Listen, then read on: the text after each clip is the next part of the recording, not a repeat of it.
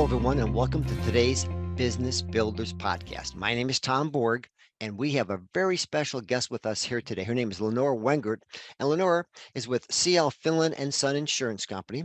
She's a producer and of commercial and personal lines. So, Lenore, welcome to our program. Hi, Tom. Thank you for having me.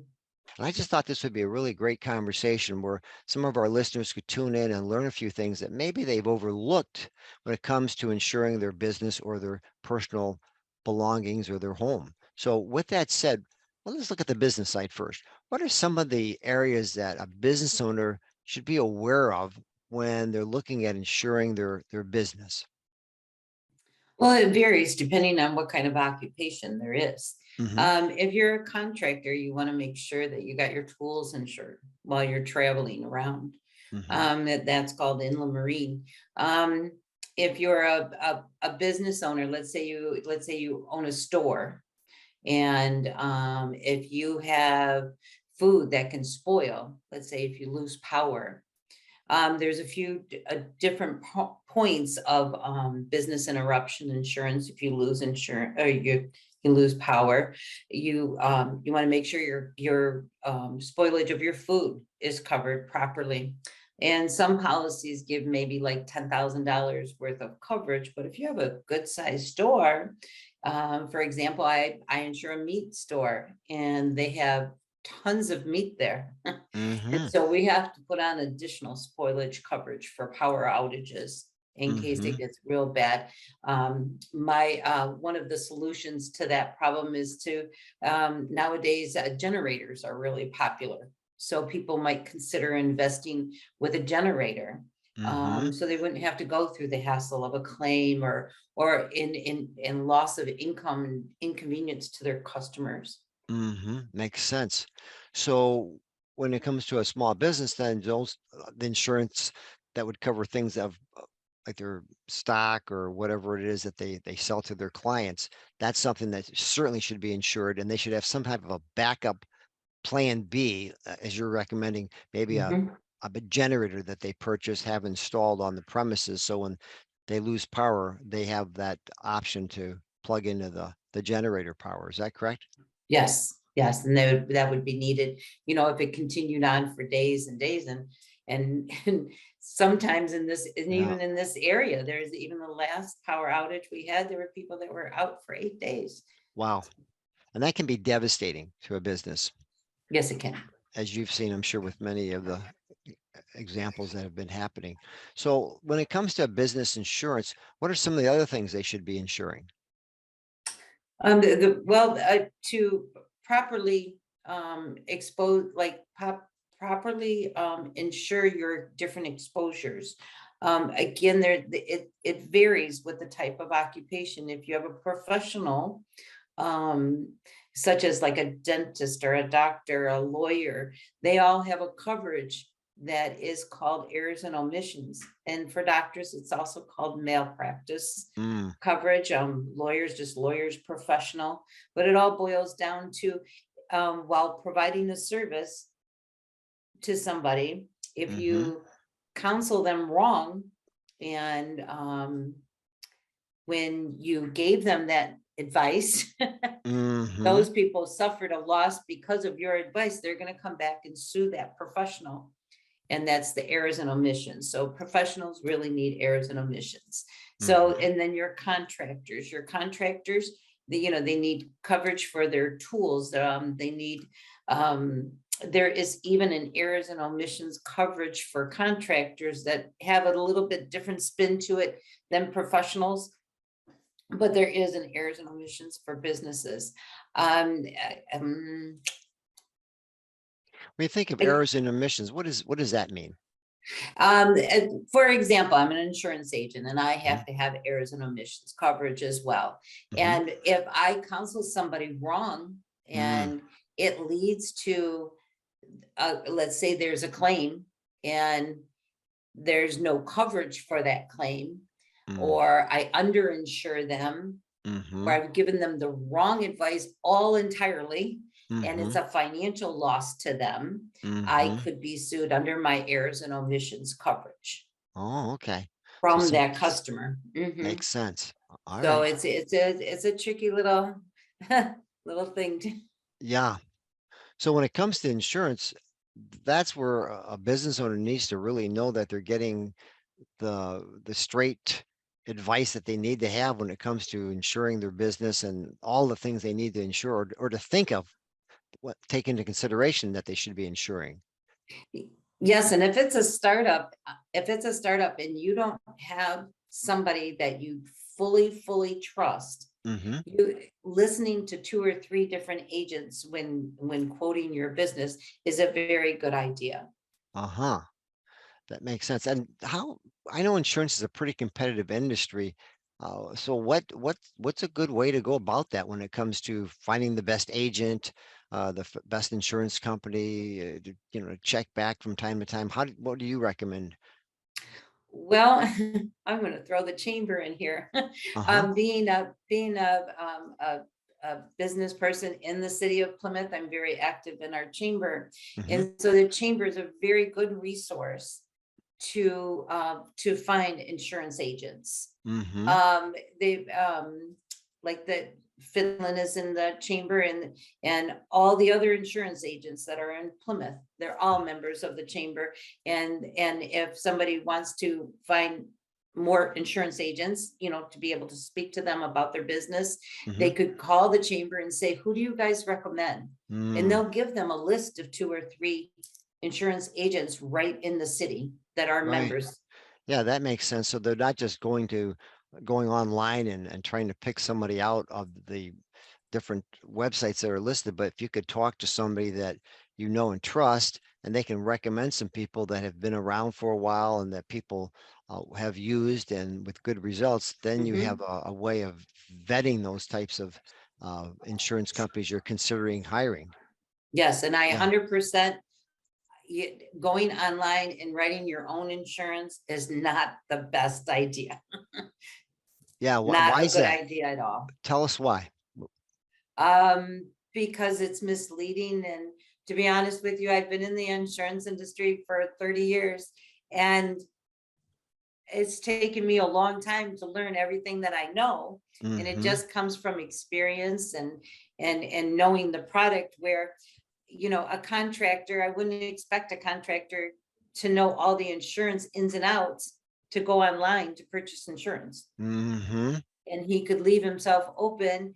And because he purchased it and he willfully bound coverage, there's no responsibility on the other end.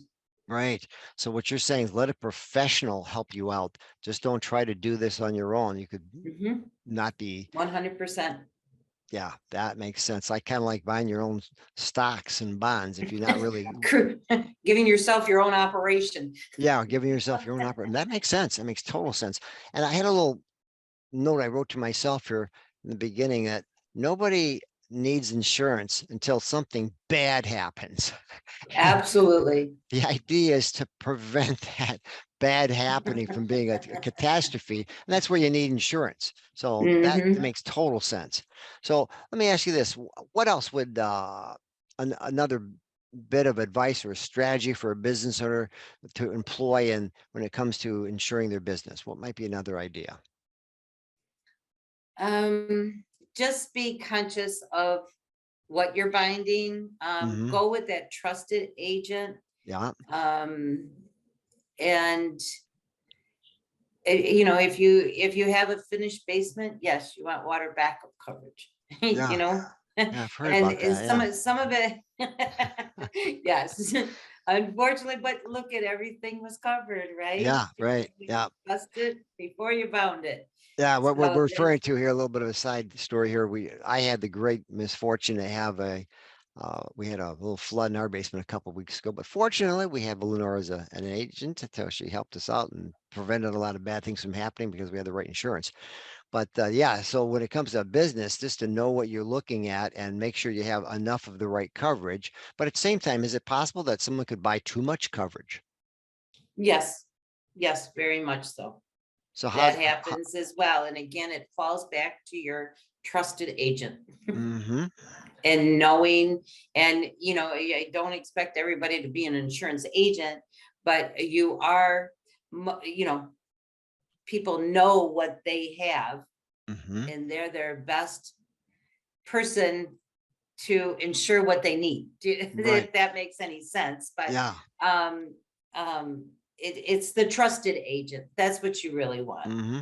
And you can, if you get a trusted agent by that referral, by way of the chamber, they're the agents that are within the chamber, they're they do want to present a good reputation, Hmm. and or you're not going to get referred very Right. much. That's right. Word gets around really fast if the Hmm. person's not doing what they're supposed to be doing. So there's a Hmm. great point there, and that is when it comes to insurance, just know that you've got a person you can trust that has a record of really being there and advising their clients properly, not giving them too little insurance, not giving them too much insurance, just the right Hmm. amount. So that way they're going to be prepared for anything that could happen. And it's a funny thing about it. Everybody's going to experience something down the road where insurance is going to be involved. It just Hmm. happens. So it's kind of foolish to think otherwise. But again, certain laws are in place. For instance, you have to have your home insured, you have to have your car insurance, but at the same time, you want to have a great insurance agent so that you don't pay too much or too little. As we mentioned a moment ago, and Correct. that's important. Okay, well, let's do this. Let's take a look. How about the homeowner? Most people listening to this podcast own their own home or are Hmm. buying their own home, and there's home insurance. So what are some of the tips and strategies you might have for us as homeowners to prevent any major catastrophes? Well, in the beginning with homeowners insurance, the dwelling amount is going to be determined by the insurance agency, Hmm. by the way of a replacement cost estimator. And that's going to have the most current kind of labor costs and material costs. And they build that all into the square footage and the construction and all of that, so that you come up with a dwelling amount. Following the dwelling amount, you have a coverage called other structures. Other Hmm. structures is 10% of the dwelling amount. Hmm. So if you have more than just your typical garage, your 2-car garage that's detached, your other structures, if you have a pole barn out back, Hmm. and then you have another structure on your premises, you want to look at the value of all the detached structures on your property. Okay. And so you Hmm. want to make sure all your structures are insured. Hmm. And so then it dwindles down to your contents inside your home, your loss of use if there were to be a claim in your home and you Hmm. couldn't live there. Hmm. And then there's a coverage for personal liability. So your personal liability nowadays standard, we write 500,000. Hmm. And that types of personal liability would Hmm. be, let's say your dog bit the kid next door and now Mm. the child has a scar on their face. Those parents are going to sue for plastic surgery and pain and suffering, that kind of Hmm. coverage. Then there's also a coverage, it's called medical payments, and that if let's say somebody jumps off your porch and breaks their ankle and they Hmm. don't have any medical insurance, it's a good faith kind of money that the insurance company will pay to have the injury corrected. Hmm. So those are pretty much the top coverages there. And then there's other coverages. There's, your water backup it's not just water backup, it's also if your sub pump breaks. Hmm. And so, and then there's a coverage, and it's becoming a very popular coverage as neighborhoods keep getting older and older, and it's called service line coverage. And Hmm. what that coverage will do is the service lines from your home to the street.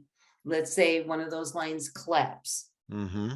Okay, so there's coverage can range from $10,000 to $20,000. It's not too much, but it's enough for the excavating. And so what the coverage will do is it will pay for the excavation of that line.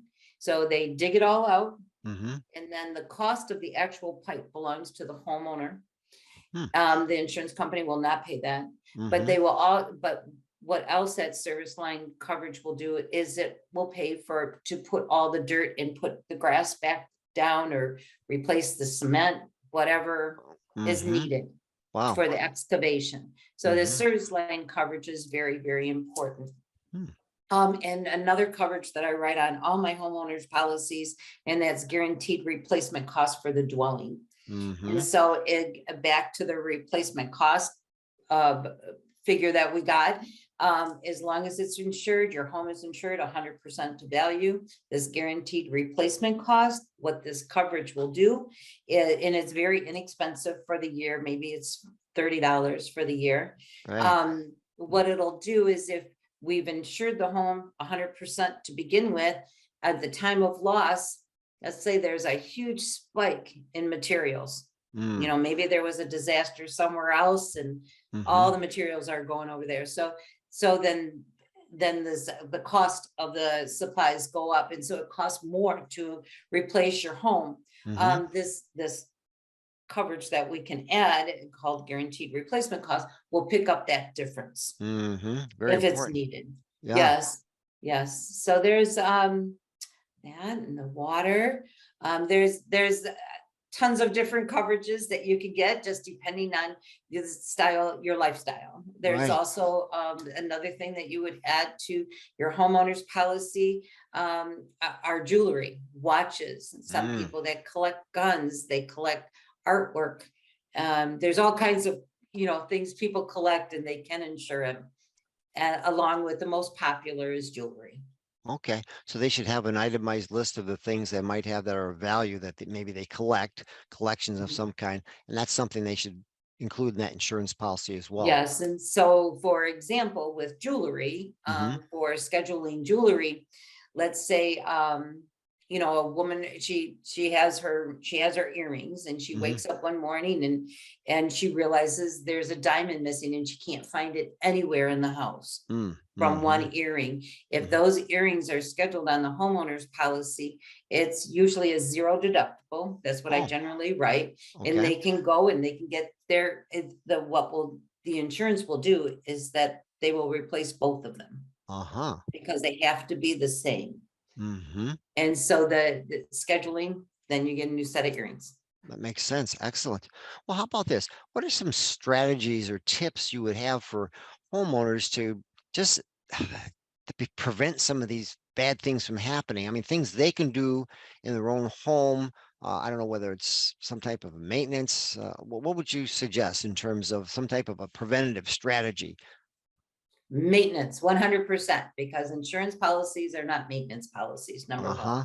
Right. So, your maintenance, you got to check on your roof. You check Roof. you check your air conditioning, your furnace. Checking those types of things. So have them regularly maintained is what you're saying. Yes, Well, yes. how often do you think should you have a service provider come out and maintain them on an annual basis, or what do you think? Depends what we're talking about. Yes, Mhm, my air conditioning unit and my mhm, furnace, we're pretty much on an annual maintenance mhm, plan with uh-huh, that. mhm, The air conditioning, we usually do about every other week, every other year. sure, And just once in a while, just check out your roof visually. And mhm, if you see something up, and hire that roofing professional to take a peek up there and just make sure that nothing's going on. If you have any of those yeah, lifted shingles can do crazy amounts of damage. sure, And if it goes on long enough, and let's say water gets up in there, mhm, it can create mold in your attic, which is not a good thing. not a good thing, no, And the other thing I would not recommend at all, and that is if you do have water in your basement because of a overflow of your sewer drain yeah, or your sub pump, is having it professionally cleaned, because mold mhm, is also an issue there. And right, that's just not even what it can do to your house, but the air that people breathe can mhm, cause health issues. sure. Well, let's go over to that sump pump issue again then. So what's a good strategy for dealing with your sump pump? You recommend, what kind of maintenance you recommend for that? I would recommend the manufacturer's maintenance. Uh-huh. So have maybe someone inspect it on an annual basis or every couple of years? Sure, sure, absolutely. If you want to make sure it's working properly. Mm-hmm. I personally don't have a sub pump, but I Hmm. know others that do, and sometimes you can almost hear like the humming sometimes. Well, Yeah. if it hums a little bit differently, or if you don't hear the hum at all, you definitely want it maintenance. Yeah, absolutely. I know with our situation, we had that sump pump. Well, we had the power went out, and then our backup sump pump, which is water driven, which is preferred over the battery backup because the batteries die after a day or two, depending on what kind of a backup you have. But when that backup sump pump failed, then we had an issue. So with the new system we had installed, we have a great regular sump pump. We have a excellent backup water driven pump. Then we have an alarm system. So when that Hmm. second system fails, we know about it. We're not guessing. So, but I think to your original strategies that you suggested, that's something we should have checked out on a regular basis as well. That sump pump. It's just not, don't wait till it breaks, but Right, have it checked out and replaced. Preventative maintenance would be a good way to approach it. I know some people in our neighborhood where we have a high water table, they'll replace their water pumps every 3 years without fail. Some people go as far as doing it every year just because they've had issues. So right, just the idea of a preventative plan is what you're saying is look at your home and look at all the things that should be maintained on a regular basis. Don't wait till they break because correct. that's a heck of a lot more of aggravation than trying to fix all the damage it causes, besides just having replaced that item that's malfunctioned. Yeah, Absolutely. makes total sense. Okay, well, this has been outstanding. Well, let me ask you this: if our listeners want to get a hold of you, what's the best way for them to get a hold of you? What's the phone number, website, email? And we'll put it up on the screen too, but just so we can hear it for those that are Oh, just wonderful. listening. It's Finlan.com Uh-huh. is our website. My direct number at the agency is 734-656-1267. Um, the agency phone number is 453-6000-734, of course. Mm-hmm. Um, my email is my first initial L and my last name Wengert, Wengert @finland.com. Okay. Yeah. All pretty simple. And you can find me at the chamber sometimes. That's the Plymouth Chamber. And, Uh-huh. yeah, yeah. Okay. So I'm available. All right. Excellent. Well, Lenore, what would be one last bit of advice you would have for our listeners as we close our program today? Keep your insurance with your trusted agent, the person that you trust, somebody that you know has your best interest at heart. And sometimes if you go cheap, you may get caught up in a claim that you end up having to pay more for. Hmm. When if you just added a little bit of more coverage, it would be worth it if that particular claim happened to you. Absolutely. I can't think of a better way to give advice than those final words you've given us. Thank you. Thank you so much. Listen, we're going to have you back in the future. But in the meantime, we You. want to say thank you very much for your insights and your wisdom and suggested strategies. And I know our listeners will do well to heed your advice. Thank you very much, Tom. You're It's been a welcome. pleasure.